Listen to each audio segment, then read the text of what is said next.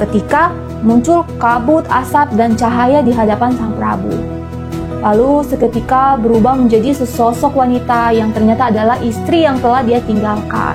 Saat Putri Kadita sedang tidur, tiba-tiba dia merasakan gatal pada sekujur tubuhnya yang sangat luar biasa. Dan dengan sangat berat hati, dia pun setuju lalu memerintahkan untuk mengasingkan Putri Kadita.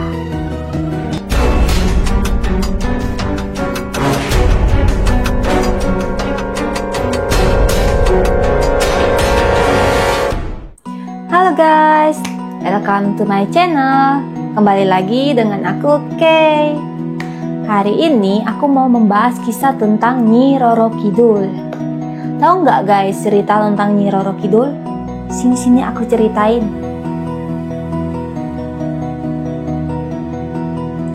Nyi Roro Kidul atau Nyai Roro Kidul adalah sosok legenda dari cerita rakyat Sunda dan Jawa. Nah, Nyi Roro Kidul sering digambarkan sebagai sosok wanita cantik yang mengenakan gaun berwarna hijau dan menghuni istana yang berada di pantai selatan. Kisahnya merupakan salah satu yang paling terkenal di seluruh Indonesia. Dalam legenda, Nyi Roro Kidul diyakini memiliki kekuatan gaib untuk melindungi penduduk pesisir dan menjaga kelestarian alam. Kepercayaan ini membuat banyak masyarakat melakukan ritual kepada Nyi Roro Kidul, terutama mereka yang bergantung pada laut dan mencari nafkah di laut.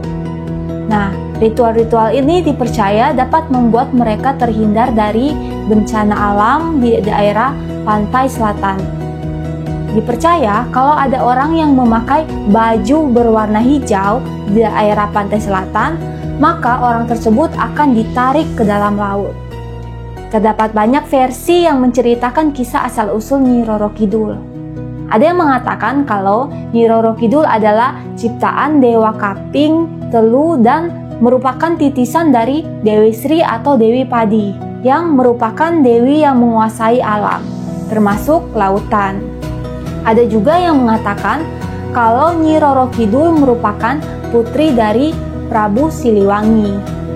Ada yang mengatakan kalau Nyi Roro Kidul adalah keturunan dari Raja Jayabaya dari Kediri.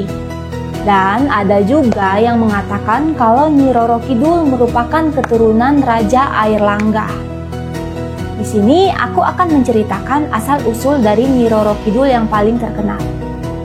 Let's go! Pada zaman dahulu kala, hiduplah seorang pemimpin kerajaan Pakuan Pajajaran di tanah Jawa yang bernama Prabu Siliwangi VI. Dia dikenal memiliki sifat yang arif, bijaksana, dan pemberani. Karena keberaniannya, dia sering pergi berburu sendirian tanpa ditemani pengawal. Suatu hari, saat Prabu Siliwangi sedang berburu, tanpa sadar dia sudah memasuki jantung hutan yang cukup dalam dan tanpa terasa langit sudah mulai gelap. Karena hari sudah malam, sang Prabu bersiap untuk kembali ke kerajaannya. Tapi dia mulai kebingungan karena dia tidak tahu sekarang dia itu ada di mana. Nah, setelah berputar-putar untuk menemukan jalan keluar, akhirnya sang Prabu kelelahan dan dia pun memutuskan untuk beristirahat sejenak. Tiba-tiba dia melihat seorang wanita berparas cantik dan dia meminta tolong kepadanya untuk menunjukkan jalan pulang. Nah, wanita itu setuju untuk membantu sang Prabu dengan syarat sang Prabu harus tinggal bersamanya untuk sementara waktu. Nah, sang Prabu pun menyetujui persyaratan itu karena merasa hal tersebut tidak merugikan dirinya. Kemudian mereka berdua pun pulang ke rumah wanita misterius itu. Tapi tak disangka kalau rumahnya itu sangat megah bagaikan sebuah istana. Saat sang Prabu Siliwangi menanyakan asal-usul wanita tersebut, wanita itu menolak untuk menjawabnya. Seiring berjalannya waktu, sang Prabu yang belum menikah itu mulai merasa nyaman hidup dengan wanita misterius tersebut. Dia bahkan mulai jatuh cinta dengan wanita itu dan berniat untuk menikahinya. Akhirnya mereka pun menikah dan sang Prabu merasa sangat bahagia pada saat itu. Karena hal inilah Prabu Siliwangi memutuskan untuk tinggal lebih lama dari yang direncanakannya. Pada suatu hari, Sang Prabu teringat akan rakyat dan kerajaannya. Dia pun memutuskan untuk kembali ke kerajaannya. Wanita itu pun mengizinkan Sang Prabu untuk kembali, tapi dia tetap tinggal di dalam hutan. Nah, setelah Sang Prabu kembali ke kerajaannya, dia disambut meriah oleh rakyatnya. Mereka senang karena pemimpin yang dikira sudah meninggal itu ternyata kembali dengan selamat. Sang Prabu pun kembali sibuk dengan urusan kerajaan. Lama-kelamaan, dia mulai melupakan keberadaan istrinya yang berada di dalam hutan. Pada suatu malam, saat Sang Prabu sedang tertidur lelap, terdengarlah suara tangisan bayi di luar. Hal itu membangunkan Sang Prabu. Lalu dia pun keluar untuk memeriksa. Ternyata benar ada seorang bayi di luar kamarnya, dan dia pun menggendong bayi itu. Sembari dia kebingungan dari mana datangnya bayi itu. Seketika muncul kabut asap dan cahaya di hadapan Sang Prabu. Lalu seketika berubah menjadi sesosok wanita yang ternyata adalah istri yang telah dia tinggalkan. Sang istri datang untuk mengabarkan kelahiran putri mereka dan untuk meminta Sang Prabu merawat bayi mereka selayaknya manusia. Nah guys, Sang Prabu menanyakan maksud dari ucapan sang istri. Istrinya pun menjelaskan kalau dia sebenarnya adalah siluman dan ratu penguasa dari hutan. Dia berharap Sang Prabu dapat membesarkan anak mereka, menjaga dan memberikan segala hal yang terbaik bagi anak mereka. Setelah itu sang istri menghilang. Prabu Siliwangi lalu membawa bayi tersebut ke dalam istana. Dia menamai bayi itu dengan nama Putri Kadita. Dia juga berjanji akan merawat anak mereka dengan sebaik mungkin. Nah, Putri Kadita pun tumbuh menjadi gadis yang cantik dan berbudi baik. Sang Prabu sangat menyayanginya. Nah, Sang Prabu berkali-kali kembali ke hutan untuk mencari istrinya, tapi hasilnya sia-sia. Seiring bertambahnya usia, Sang Prabu menjadi khawatir karena dia belum memiliki permasyuri dan anak laki-laki yang akan meneruskan tahtanya. Akhirnya, Prabu Siliwangi menikah lagi dengan seorang putri bangsawan bernama Dewi Mutiara. Meskipun memiliki ibu tiri, Kadita dan Permasyuri hidup dengan rukun. Lalu beberapa bulan kemudian, Sang Permasyuri akhirnya mengandung seorang bayi laki-laki. Semasa kehamilannya, Sang Permasyuri ini mulai menunjukkan perubahan sifat. Dia berubah menjadi seorang yang pemarah dan egois. Dia juga sering meminta hal-hal yang harus dituruti oleh Prabu Siliwangi dengan alasan agar kehamilannya itu lancar. Nah, awalnya permintaan Dewi Mutiara ini hanya sekedar makanan mewah. Tapi semakin hari permintaannya semakin aneh. Dia memohon ke Prabu Siliwangi untuk mengusir Putri Kadita keluar dari istana. Ternyata selama ini dia merasa cemburu akan kasih sayang Sang Prabu yang begitu besar terhadap Kadita. Nah, mendengar permintaan itu, Sang Prabu marah besar. Sang Prabu tidak pernah setuju untuk mengusir anak kesayangannya itu. Nah, karena permintaannya ini tidak dikabulkan, Dewi Mutiara semakin benci dengan Putri Kadita. Dia mulai mencari cara untuk menyingkirkan sang putri dari istana. Akhirnya, dia memanggil seorang dukun untuk menyihir sang putri.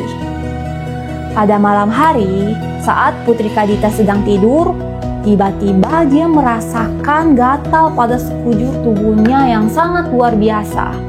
Nah, di sekujur tubuhnya ini dipenuhi nanah dan bisul dan mengeluarkan aroma yang tidak sedap.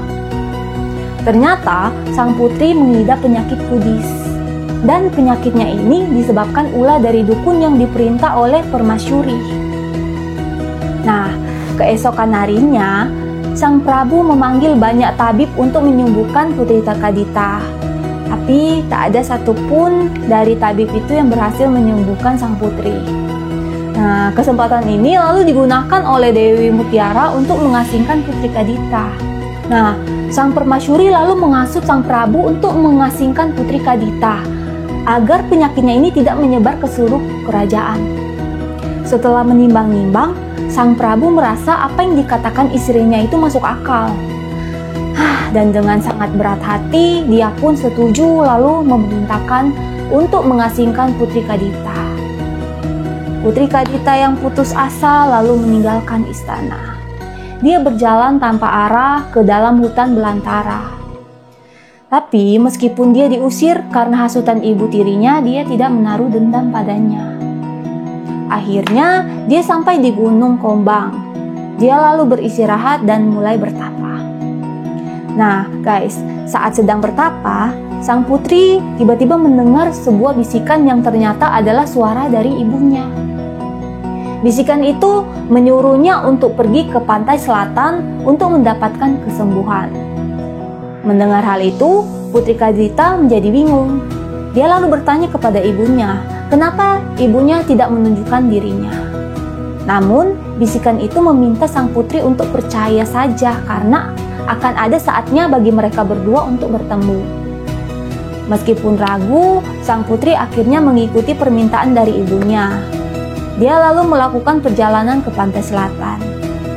Sesampainya di pantai selatan, sang putri kembali mendengarkan bisikan gaib itu.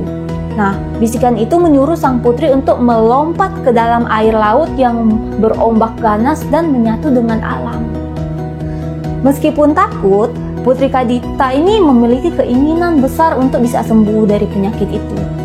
Akhirnya, dia memberanikan diri dan lompat ke dalam lautan. Seketika, seluruh kudis dan nanah yang ada pada tubuhnya menghilang.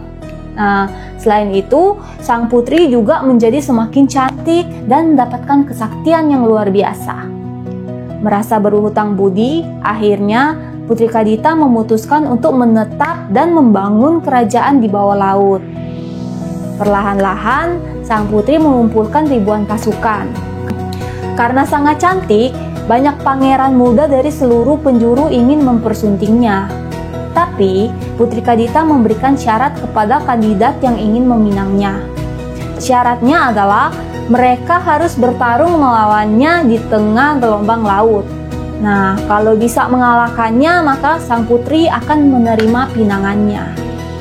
Tapi, tidak ada satupun yang berhasil mengalahkan sang putri. Dan para pangeran yang kalah ini akhirnya menjadi pengikut setia sang putri. Sang putri selalu membantu penduduk sekitar dalam menjaga laut kekuasaannya. Dia juga melindungi mereka dari bencana. Hal ini membuatnya dihormati oleh penduduk sekitar. Nah, karena jasa-jasanya ini, masyarakat lalu memberikan gelar Kanjeng Ratu Nyi Roro Kidul atau penguasa pantai selatan. Cerita pun selesai. Nah guys, inilah cerita dari Nyi Roro Kidul. Kalau ada yang kurang, boleh komen di kolom komentar ya. Jangan lupa like video ini dan subscribe channel aku. Sampai jumpa di video aku selanjutnya. Bye-bye.